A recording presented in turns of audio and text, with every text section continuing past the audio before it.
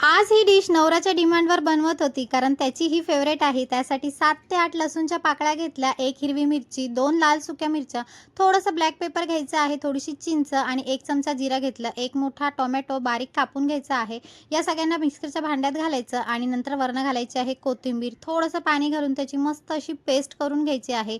कढई तापवायची आणि फोडणीला घालायचं आहे 1 चमचा जिरा, थोडासा कढीपत्ता, 1 लाल सुकी मिरची आणि नंतर जी आपण पेस्ट बनवली होती ना, ती ह्याच्यामध्ये ॲड करायची आणि 2 मिनिटं आपल्याला परतून घ्यायचं आहे. माझ्याकडे होता गृहिणीचा हा रसम पावडर मसाला, तो 1 चमचा मी ह्याच्यामध्ये ॲड केलाय. थोडीशी मी हळद घातली होती, अर्धा चमचा. बाकी कोणतेच मसाले घातले नव्हते आणि छान वरनं कोथिंबीर घालायची आहे. अर्धा ग्लास मी गरम पाणी घातलं होतं आणि नंतर आपल्याला 1 उकळी येईपर्यंत वाट बघायची आहे. बस तेवढं शिजवून घ्यायचं आहे. भाताबरोबर एकदम भारी लागतं. नक्की ट्राय करा आणि मला कमेंट करून सांगा. राईस घ्यायचा, रस्सम घ्यायचा आणि पापड खायला एकदम मस्त. चला बाय.